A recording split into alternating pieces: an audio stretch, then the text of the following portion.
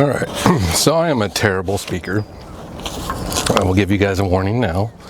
But my name is Ryan Toms, and on behalf of everyone at Camp Mahanaim, I want to thank the Montgomery and Preble County Soil and Water Conservation District. Did I say that right? Got it. Okay. And BJ Price in particular for choosing to hold the clinic right here at our lake. When BJ asked if I'd say a few words about this camp and this lake and how it came to be, I said yes right away. Because a place like this doesn't just happen on its own. It's the product of a lot of vision and a lot of hard work, and fitting for today, a whole lot of water. And you all, more than most folks, understand that last part. So let me tell you guys our story, the name, where it comes from. Our camp is called Camp Mahanaim. It's an old Hebrew word, and it means God's camp, and also means two camps, God's camp and man's camp. I'll be honest, when we first took on this name, I just liked the sound of it. Because we wanted to build a summer camp, and it was a cool name. And I wanted to make sure God stayed at the forefront of this. But it turned out to be more fitting than we knew, because this property, all 207 acres of it, sits right to the state line. So it's part of Ohio and Indiana. It's two camps. But we didn't plan it that way, but we'll take it. So I'll tell you exactly how Camp Mahanaim started. We started with tents in the weeds up here before we even mowed it. It's not a figure of speech. There was no lodge, no dining hall, and you guys can't see a lot of that. Over here across the state line, we've got cabins, bunk beds, bathrooms with water and showers and toilets, and we got a big building that we're going to develop eventually that will be a big lodge for the kids to eat in. But let me find where I'm at. When we started, it was literally just this side of the property, and it was all overgrown. They hogged it once a year before we got it, and I thought it would be a good idea to mow it, and that was a mistake. So we started with a few tents, pitching them down in the weeds and calling it into camp. That was in 2021, our very first summer. Now, when I say we, it started with my wife, Bridget, and I. She's sitting up here, and she does not want to be called out. But Bridget and myself, we definitely didn't do it on our own. And I'm not going to stand here and pretend we did. We had a lot of family and friends from our church and our church body, and people I did not really know that well that just jumped into our mission wanting to help. So from that very first season, the people showed us a lot of love in their time with their hands and their sweat out here working. And they believed in this place before there was much of anything here to believe in. A lot of what you see today, they built. And I remember actually being out here with a good family friends of ours when we were talking about buying it. When it came about in a matter of a couple hours.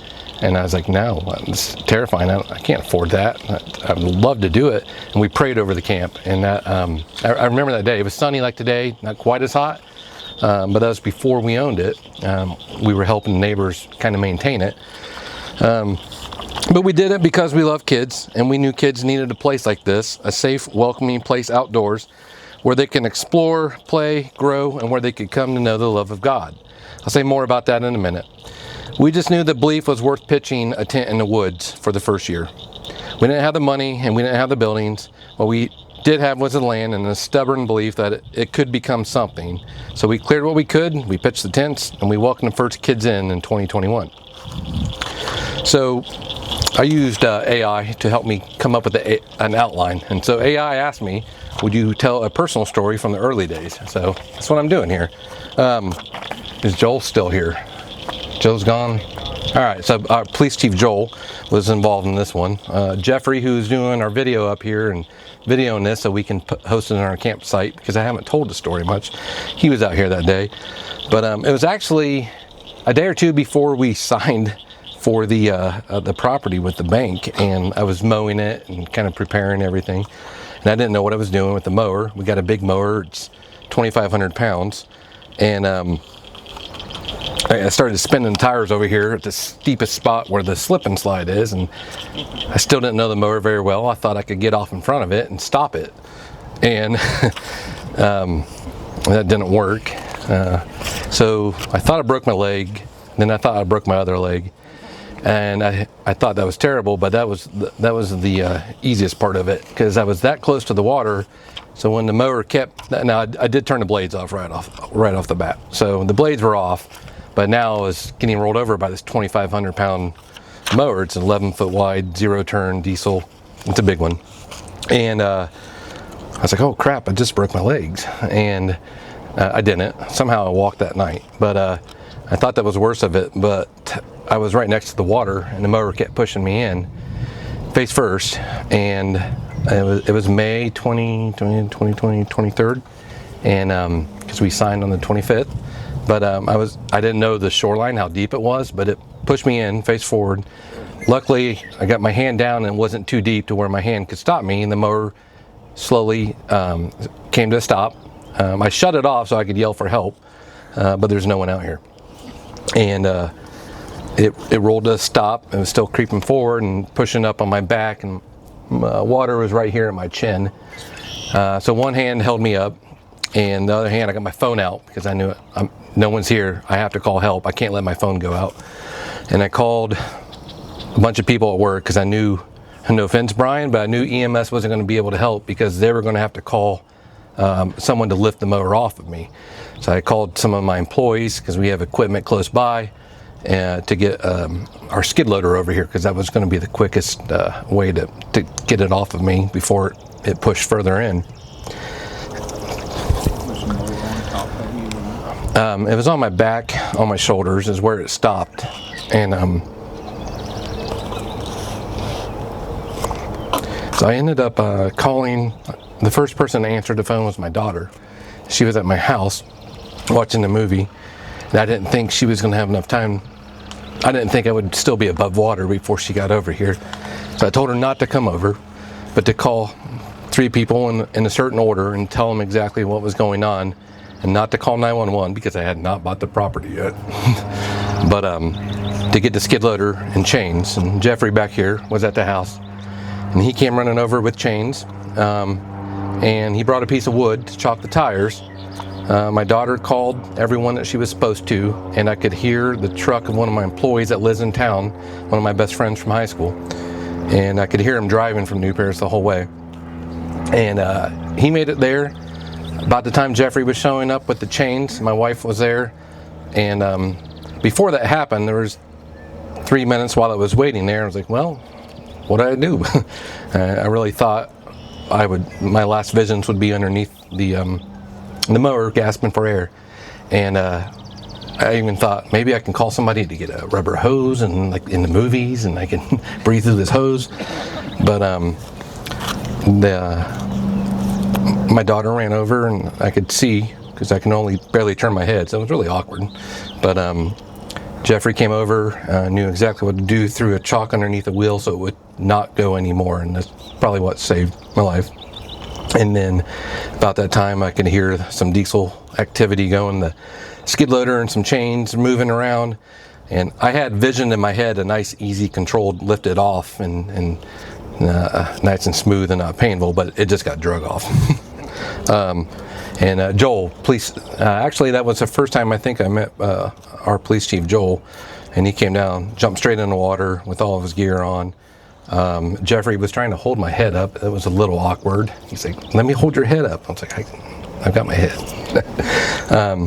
But once we realized it was done. But that was a memory that definitely sticks out with the severity of the pond. And from that moment forward, I knew this lake is serious.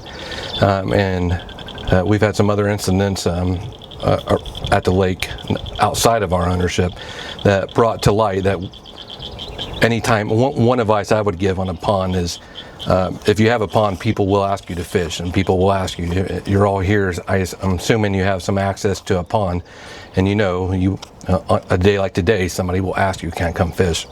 And we tell them, you have to have 2 people. You can't come by yourself, because every time I've got myself in trouble out here, it's been by myself. So that's a lot more than what AI wanted me to talk about, but that kind of set the mood for the property when we moved out here and started taking over it. So I'm way off track of my script here, but that's an unedited version of what happened out here when we started with the property. So let me change tones there. And now the lake. We bought the property and the lake came with it. If you know any of the history, roughly how old this lake is, I would love to hear more. I know a little bit. It was dug out in the 50s and 60s to help build Interstate 70. I know that much. BJ has some nice, good aerial photos of that. You can kind of see the progress throughout the years of while they were digging it out. I grew up through the woods, and I definitely never trespassed down here and camped out and swam in it. And I grew right through the woods. And so, I mean, I know the reality of it. And there's not a weekend that goes by that we have to come out and who are you? What are you doing?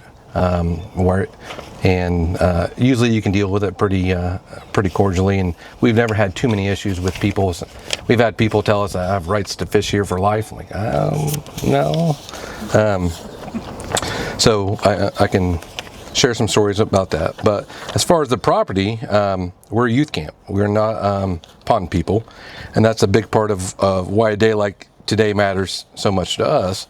All you folks here know things about water, soil, managing watershed, and we're still learning. Every season this lake teaches us something new. And make no mistake, this lake gets used. Our kids fish it, they swim it, they ski it, they paddle it, canoes, kayaks, slip and slide. I bought these little jet boots for this year's summer that you hook up to the jet skis and go flying up. We've already crashed it. It is safe, and not with me, but with everyone else it is safe. So on a hot afternoon day in July, this place is one of the most alive places you've seen. So when we talk about taking care of this lake, we're not talking about something abstract. We're talking about the water of that hundreds of kids are jumping into in the summer, and it takes a lot of responsibility, a lot of stress, and sleepless nights thinking, what else can I do for tomorrow? So what is all this for? Camp Mahanaim is a faith-based youth summer camp, and I'll be straight with you. The whole reason that's the whole reason that we have any of this is because of the camp mission. Our mission is to provide a Christ-centered outdoor experience where young people can explore, play, and grow in a safe, welcoming environment. Through real activities and real relationships, we want to introduce kids to the love of God and encourage a personal relationship with Jesus Christ. In everything we do, we're trying to glorify God, and I'm not good at that. We're planting seeds of faith and helping each camper discover their identity and purpose in Him. And that's why that's what Bridget and I vision when we pitched those first tents that first year of camp. The kids who come here aren't all from here, from this town. They come from all over, multiple counties, multiple states now. They show up here as strangers from different places and then leave as best friends. A lot of kids who come here have never spent a night away from home, or stood at the edge of the water, or swam in a lake. They're usually pools. There's a lot of kids are scared to swim in the lake. For some of them, this week's the first time the world has slowed down enough for them to hear themselves think. That's what we're really after. The faith part, the friendships, the confidence. A lot of it starts with simply putting a kid in a place like this and letting it work itself out. And here's our mission, and here's where our mission and your work meet. We believe this land was entrusted to us, not just to use, but to take care of. You can't bring kids out here to fall in love with a place and then let that place fall apart. The lake, the woods, the soil, the water that runs off these 207 acres into everyone's watershed downstream, caring for all of that is a part of the job, not separate from it. That's why we wanted to host a clinic. Partnering with the soil and water isn't a favor we're doing, it's helping you, or it's you helping us do our mission better. Every improvement you help us to make to this lake is something the kid will benefit from for years, and something the land downstream will benefit from too. So thank you all. We're grateful to learn from you guys, and we're grateful that you're all out here. That's our story. Questions?